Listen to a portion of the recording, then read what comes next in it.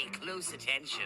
This isn't something you see every day. Welcome back to another video, and today I want to talk about the Eastman and Laird's Teenage Mutant Ninja Turtles AprilO'Neil version 2 by NECA. Now, here she is in the box. Here we have some artwork on the side of April and the Utrom with his hat, his pipe, and his pickaxe. And then we have some more figure photos on the back, and then we have a couple other figures here: Old Man Raph, Hunter Leonardo, and then the Foot Ninja here, and then more pictures of April here. She is number 34 in the line, and then of course we have the people that are all responsible here for everything. And once again, Kevin Eastman did the illustration of the actual package, so that's actually pretty kick-ass since he is one of the creators. Now, I did not get version 1. I missed out on her, couldn't find her anywhere, and I was able to get this one here. Once again, shout out to my wife. Thank you so much. This was a great Father's Day gift. Thank you. Yeah, so here she is. And like I said, missed out on the first one, could never find her anywhere, looked high and low, and so now I have version 2. So that will complete my Mirage collection right there, because I have Casey Jones, and I have now AprilO'Neil and the Turtles. So here we go. So anyway, let's get her out of the box and let's talk more about her. All right, so now we have April and the Utrom out of the package, and here they are in their full glory. And listen, excuse me, sorry. April, like I said, I didn't get the first version. I got the second, which is here with the Utrom, which is cool. I mean, now I have another. That's my third Utrom for my shelf, so that's awesome. Let's talk about him first, okay? So here this little guy is with his hat, his fedora hat, looking all crazy. You have these tentacles here, okay, which should be able to swivel a little bit, right? He's supposed to be tipping his hat with this one here. Yeah, I mean, nice face sculpt work right there on the face, line work, everything. Nice green hat. I mean, the hat's bigger than him pretty much. It's just pretty much like a, you know, moving hat all on its own with, with some kind of like brainish squid looking creature underneath, which, you know, but anyway, all the little tentacles on the bottom. Everything looks really good when it comes to the figure. He's pretty static, except for, you know, the tentacles here. So, and you can remove these tentacles, these two here, so they do come out. Like I said, this one here is supposed to be him tipping his hat. So you have him like this, so he's kind of pushing it up like he's looking. And then right here, I don't know if it comes through or not, but it has like a little loop. That is for him to hold the other accessories that he kind of comes with. So, which I'm going to show off here in a second. Yeah, he's cool. He's cool. So I'm, you know, add him to the shelf. So that's cool. I'll go over his stuff here in a second. And then we have April. Now, I remember when I first seen April in the comics. I remember her on the cover. She's sitting like in a corner. I believe she was being attacked by the Mousers at that time, because Raphael's throwing a sai at one of them. And she's sitting there kind of trying to scurry away. Now, she was Baxter Stockman's assistant, if I'm not mistaken, back then. Not so much as a news reporter, if I'm correct in this. If I'm not, don't freak out. Just put it in the comments down below. But I'm pretty sure that she was his assistant in the comic, because everybody thinks that Shredder was the big bad. And, okay, in the comic, Shredder kind of, in the first issue, was the big bad, but the fact that they killed him off, spoiler alert, if you haven't read the original Mirage comics, Shredder being Oroku Nagi's little brother. Okay, so you have Oroku Nagi, who originally had the fight with him in Amato Yoshi. So that was their rivalry between those two. And he was the one, Oroku Nagi was the one that was killed. And then Oroku Saki was the one who said he was going to avenge his brother, and then became the Shredder. Okay, so he was groomed from a little kid. So it's kind of a tragedy if you really think about it when it comes to the Shredder on what happened, so to speak, on the way the clan had brought him up. But anyway, before I get on a long tangent here, Shredder dies. Baxter Stockman is the true enemy. Yes, Shredder comes back, but Baxter Stockman is really, for after that, he's really the true bad guy in the comics. But anyway, back to April here. She is the assistant to Baxter Stockman and finds that he's doing some underhanded stuff. Anyway, yeah, so the Mousers are coming after her, and she's kind of sitting, you know, she doesn't really have any ab articulation because of the jacket, but she's kind of sitting with this look on her face. If I'm not mistaken, she's got like kind of one knee up, and this is, you know, seized up a little bit, so I'm gonna have to warm her up because I just took her out of the package and whatever. So she's got one leg up, one leg down. She's kind of scooting back on her behind, and Raphael's jumping, throwing a sigh at a Mouser. So yeah, but anyway, back to April. Beautiful work, beautiful work. Now those comics back then were black and white. They weren't in color.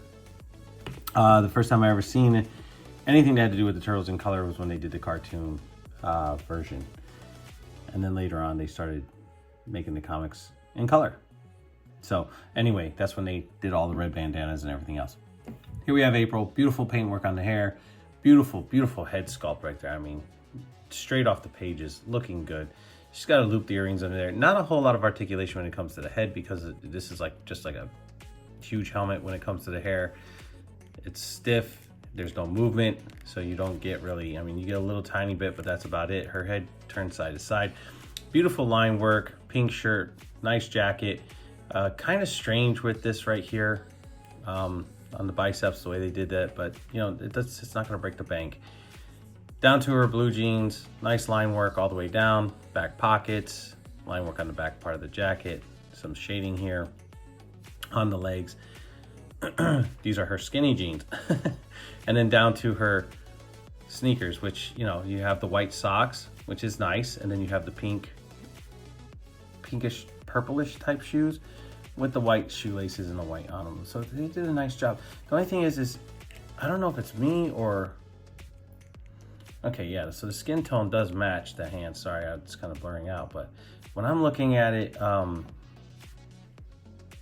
off camera, it's like the color of the hands don't match the color of her face, but they do. As I put it up close, that's why I'm doing that. One thing I do find very interesting that they haven't done with the Turtles yet, and I get it, they're using the same bucks that they use with from the Lost and Turtles and stuff like that, so I understand. It's a lot of money to make new bucks and stuff like that, but she's pinless. Pinless, you know, double elbows and pinless double knees. So very nicely done. Although this one here, you can see like kind of somewhat of like a circle for a pin in there. It's kind of strange because this side you can't, but this side you can. Anyway, it doesn't make a difference. She's still pinless, so that's cool. She doesn't come with a whole lot of stuff. She comes with some accessories, nothing crazy. She's just pretty much a character you're gonna have on your shelf, and you can pose her however you want when it comes down to it, but I think they did an exceptional job when it comes to this figure. The articulation, but like I said, the upper part of the joints are kind of frozen from when they painted them and whatnot, just running under some water. And one thing I didn't see, that I just seen now, she actually has a necklace right here. Yeah, she has a crucifix, I think. I can't really see it. So small. I don't know if it's coming through for you guys. But yeah, so or no, it's a ring or something. I can't really tell what it is. Not a crucifix. It's a necklace though. Anyway, if anybody knows what it is, leave it in the comments down below. So yeah, so there you go. I mean, and as far as April's accessories, I'm just gonna roll right into it because I've been jabbering on. April comes with sets of hands. So you have your open palm hands, and she comes with a set of fists, and she also comes with a set of gripping hands. So that's cool. Now, as far as the Utrom guy here, he comes with a itty bitty cup of coffee. All right, which is cool. Don't get me wrong. He comes with extra tentacles, so you can switch them out. And one's to hold the cup of coffee, and one is to hold the turtle spray. That is a turtle on there. Because I don't know if that's, I don't remember. I just don't remember that at all in the comic. So if anybody knows, please put it in the comments on what that turtle spray is for. I think the guy is kind of like an archaeologist, so he's kind of digging stuff up. But yeah, on the search for whatever he's looking for, or that's just some turtle spray to spray in the turtle's face. I don't think so, but yeah. Anyway, he comes with a pickaxe and he comes with a brush, and these are all cool little tools for the guy. Small, very small, but the smallest of all, the smallest of all, one of the coolest I thought was his little tiny pipe here. So yeah, and that goes into this tentacle right here for him to hold. And I'm telling you right now, if you drop this thing in your carpet, it's a goner. But I would say, however you can get this little guy to hold on to this, I don't think that's the correct way for him to hold the pipe. Maybe if I get the tentacle to turn, and it's very stiff too. There it goes, very stiff to have that. But I don't think that's going to work. But anyway, this is very small. If you're putting it into his tentacle, I would put some see, it keeps falling out. I put some like double-sided tape or some sort of stickiness in there to kind of hold that that pipe, unless I'm just not putting it in there correctly all the way around. So yeah, I could be doing it wrong, but you know, that's on me. I'm not going to sit here forever trying to figure it out. But as you can see, it just sits there, and if it flops in there, it doesn't sit right, I will figure it out off camera. I'm not going to take up too much more of you guys' time with this. But the other thing is if you don't want the pipe in there, which is itty bitty, you can always get this to where you need it to go, and put, I think, the paintbrush in here. I think that might be, well, no, it's too, oh, there it goes. So then you have the brush. So the brush fits in there. Sorry if I was off camera with that. The brush will fit in there, and also the pickaxe. So the pickaxe too. And I think everything kind of fits this way because it's smaller the other way. But yeah, so you can, if you turn it, there you go. Now he's holding it up. They are articulated. It just takes a second to get them. And to pull them off, just give them a little tug. And now you can put, I think it's this one that goes in here. So I don't know if that's the right one or this is the right one. No, yep, it's this one. Sorry about that. It's this one. This one goes in here. Just kind of give it a little turn, push it in. Now I don't have it in there all the way because there it goes. And then I think it would go this way. I don't know, whatever way you want to have it. But then you can actually take his cup of coffee or whatever this is, and you can plug it in here like so, and you can hold it. There you go. To me, it kind of seems backwards. To me, it seems like you would be holding it like this, but the tentacle, the way the tentacle's wrapped, right? Why would he be holding it like that with it? So that's why I say it would kind of, to me, would go something like that. Maybe I have it on backwards. Maybe this goes onto this side. Yeah, who knows? I doing it for the first time, so I apologize. All right, so enough of that. Let me just take this off of here, put this one back, and he has his little like tiny little hand, like I said, to hold his hat up. So that's actually pretty cool.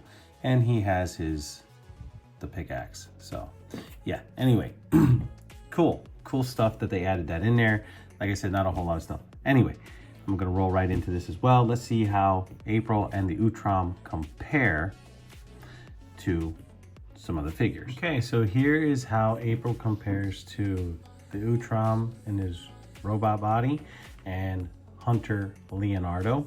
Here's how April and the Utrom compare to SH Figuarts Deku and SH Figuarts Bakugo. So I know I did say I was just gonna roll right into it, and I stopped the video and kind of started it because I wanted to have April holding the Utrom up so you can get a better look while I was doing the comparison. And when I was doing that, yeah, I found out the place for the pipe, and the pipe goes exactly right into a little tiny porthole in his mouth. As you can see, I switched out the tentacle, put the turtle spray in there, but yeah, this thing sits right here. So he doesn't really hold it in his tentacle, so that's a mistake on my part. I mean, I guess you could get him to do that, but it plugs in right here into the actual port of his mouth. And that thing is little, so just be careful. And be careful when you're putting this on too, because they have it on there, but it's just kind of just a little bit attached like right here and up here. So you want to grab the whole thing when you plug it in, and when you're maneuvering it, you want to grab the whole thing and turn it, because if you kind of grab it loosely or whatever, you're going to snap that bad boy off. So, and then you're going to just be a little perturbed with the whole situation and unhappy. So yeah.